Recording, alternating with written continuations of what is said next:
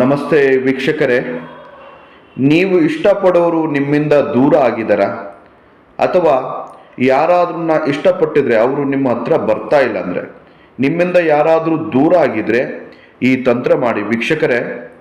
ಒಂದು ಒಣಗಿದ ನಿಂಬೆಹಣ್ಣು ತಗೋಬೇಕು, ಒಂದು ಮೊಳೆಯನ್ನು ತಗೋಬೇಕು ವೀಕ್ಷಕರೇ.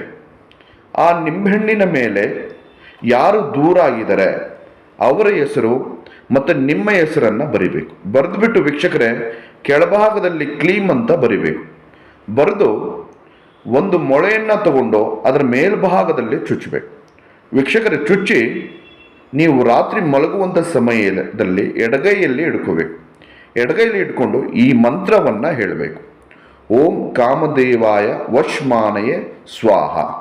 ವೀಕ್ಷಕರೇ, 108 ಸಲ ಹೇಳಿ ಅವತ್ತು ರಾತ್ರಿ ನೀವು ಅದನ್ನು ತಗೊಂಡು ಮಲಗಬೇಕು ವೀಕ್ಷಕರೇ. ನಿಮ್ಮ ಜೊತೆಯಲ್ಲೇ ಇರಬೇಕು.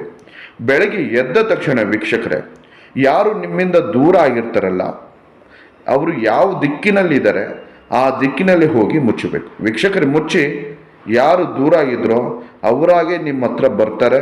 ಸಂಪೂರ್ಣವಾಗಿ ನೀವು ಹೇಳದಂಗೆ ಕೇಳ್ತಾರೆ. ನಮಸ್ಕಾರ.